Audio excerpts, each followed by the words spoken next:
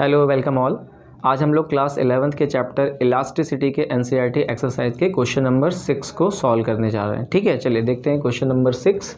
The edge of an aluminium cube is 10 centimetre long, one face of the cube is firmly fixed to a vertical wall, firmly fixed to a vertical wall. A mass of 100 kg is then attached to the opposite face of the cube.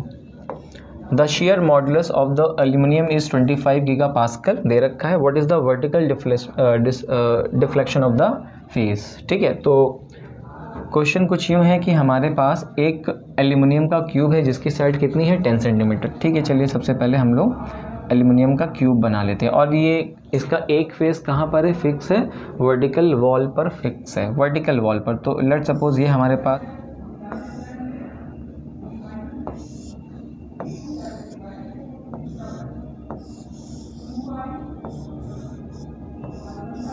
ठीक है, ये हमारे पास aluminium का एक cube है.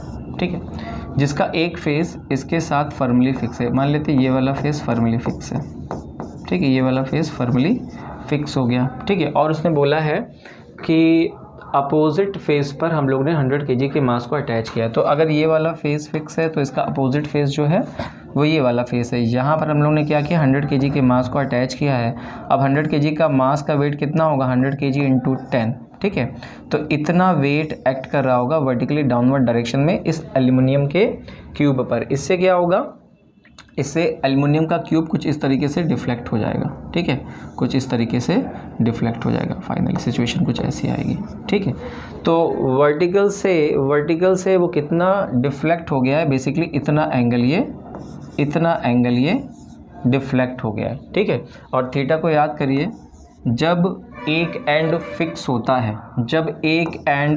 होता है और उसके रिस्पेक्ट में अपोजिट फेस डिस्प्लेस हो जाता है तो ये किसका केस बनता है, शेयर मॉडुलस का केस बनता है. ठीक है ना, शेयर मॉडुलस का deformation in shape and size का केस बनता है. तो यहाँ पर जो स्ट्रेन होती है उसे बोलते हैं शेयरिंग स्ट्रेन. और शेयरिंग स्ट्रेन को कैसे कैलकुलेट करते हैं, शेयरिंग स्ट्रेन होता है हमारे पास डिस्प्लेसमेंट. मान लेते हैं ये हमारा पॉइंट ए था, ये पॉइंट ए कहाँ पर आ गया, ए डैश पर आ गया है. कितनी डिस्टेंस ट्रैवल कर चुका है, लेट सपोज वर्टिकली ये नीचे कितना आया, एक्स का डिफ्लेक्शन इस पॉइंट ए पर हुआ है और ये कहाँ पर आ गया है, ए डैश पर आ गया है. और हमको निकालना क्या है, what is the vertical deflection of this face. इस फेस का वर्टिकल डिफ्लेक्शन निकालना है. तो बेसिकली हमें यही निकालना है, एक्स निकालना है. इनिशियली क्यूब का सरफेस ऐसा था और वेट लगाने पर कैसा होगा, इस तरीके से. तो ये फेस जो इस तरीके से डाउनवर्ड्स डिफ्लेक्ट हुआ है, ये पर्टिकुलर डिफ्लेक्शन ही हमको निकालना है. This is the vertical deflection of this face. ठीक है, कैसे निकालेंगे, फर्स्ट ऑफ ऑल इसके लिए सिंपल सा फॉर्मूला हम लोग यूज़ करें शेयरिंग स्ट्रेन का. और वो क्या होता है, शेयरिंग स्ट्रेन, लेट सपोज ये एंगल थीटा है तो शेयरिंग स्ट्रेन कितना हो जाता है, ये होता है deflection of the opposite layer. ठीक है ना, इस लेयर का डिफ्लेक्शन कितना है, दैट इज एक्स अपॉन, ठीक है, distance between the fixed surface to the deformed या डिफ्लेक्टेड या डिस्प्लेस्ड सरफेस. तो वो कितना है, इन दोनों के बीच की डिस्टेंस कितनी है, तो यू नो दैट इन दोनों के बीच की डिस्टेंस है equal to the side of the cube, that is 10 centimetre. तो क्या लिख सकते हैं, 0.1 मीटर. ठीक है, तो यहाँ से x किसके बराबर आ गया, x आ गया 0.1 into theta.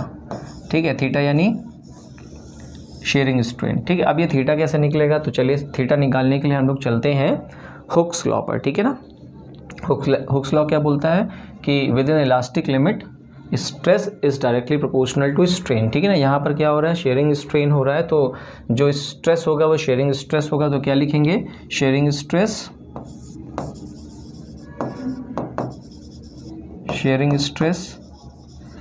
Is directly proportional to shearing strain. ठीक है, और इस प्रोपोर्शनलिटी को हटाएंगे तो एक कांस्टेंट ऐड करेंगे जिसे क्या बोलेंगे हम लोग, शेयर मॉडुलस. ठीक है, शेयर मॉडुलस दिया भी हुआ है तो लिख सकते हैं by the definition of shear modulus, shearing strain theta is equal to shearing stress. Shearing stress कितना होता है, शेयरिंग स्ट्रेस देखिए कितना होता है, शेयरिंग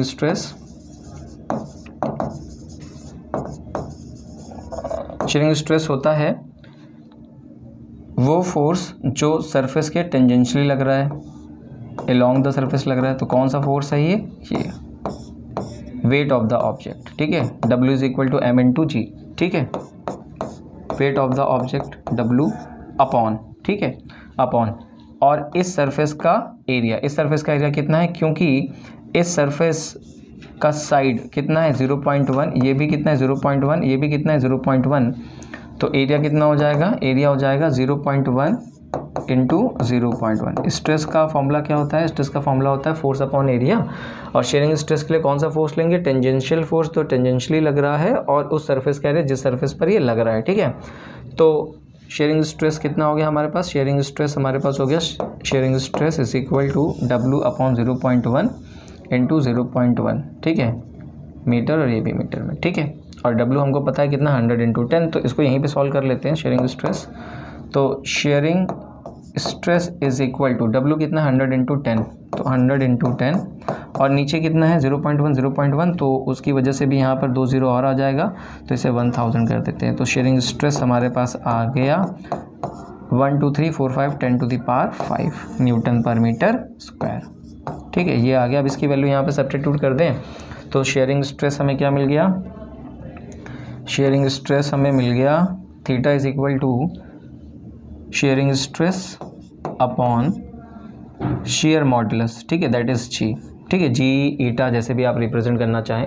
शेयरिंग स्ट्रेस कितना है, it is 10 to the power 5, ठीक है, और ये कितना है, ये है कैपिटल जी, कैपिटल जी आप देखिए कितना आ रहा है, capital G it is given, it is 25 giga pascal, that is 10 to the power 9 pascal, 10 to the power 9 pascal, ठीक है। एक बार फिर से सारी चीज़ें देख लें, मास कितना है 10 kg का, तो वेट कितना हो जाएगा 1000 हो जाएगा, ठीक है, 1000 हो गया।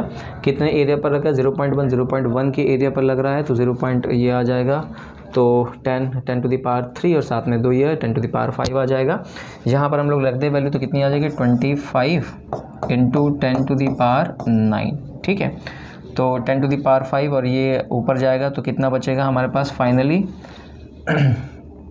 ये बचेगा हमारे पास 0.04 इंटू 10 टू द पावर -4, ठीक है, 0.04 इंटू 10 टू द पावर -4, ठीक है, ये ऊपर जाएगा तो 10 टू द पावर -4 बचेगा, 1/25 कितना होता है 0.04 होता है, ठीक है। तो यहाँ से थीटा कितना आ गया, थीटा आ गया हमारे पास 0.04 को हम कैसे लिख सकते हैं, इसको लिख सकते हैं, इसको लिख सकते हैं हम लोग 4 इंटू 10 टू द पावर -6, ठीक है, तो थीटा हमारे पास ये आ गया, shearing stress 4 into 10 to the power -6। अब इसको रब कर देते हैं, ठीक है, इसको रब कर देते हैं, और इसके बाद निकालते हैं वर्टिकल डिफ्लेक्शन। याद रखिए हम लोगों को क्या निकालना है, एक्स, वर्टिकल डिफ्लेक्शन, वो कैसे आएगा, एक्स बराबर 0.1 इंटू थीटा से, ठीक है। तो हमारे पास फाइनली आंसर कितना आ गया, यहाँ पे वैल्यूज़ को पुट करिए, vertical deflection, vertical deflection x is equal to 0.1 into theta, ठीक है, 0.1 कितना होगा 10 टू द पावर -1 और साथ में ये कितना है 4 इंटू 10 टू द पावर -6, तो ये आ जाएगा 4 इंटू 10 टू द पावर -7। सारे यूनिट्स हमने SI में रखे थे, तो आंसर भी SI में आएगा, यानी मीटर में आएगा, तो ये मीटर आ गया। वर्टिकल डिफ्लेक्शन कितना आ गया 4 into 10 to the power -7 metre. ये हमने कैसे निकाला है, जब हमने जी की वैल्यू कितनी रखी है 10, अगर आप जी की वैल्यू 9.8 रखेंगे तो आंसर स्लाइटली लेस आएगा। जो NCERT में आंसर दिया हुआ है वो आंसर है 3.92 इंटू 10 टू द पावर -7, ठीक है, ओके। तो ये थोड़ा सा डिफरेंस है, ओके। आई होप आपको ये क्वेश्चन समझ में आया होगा, थैंक यू।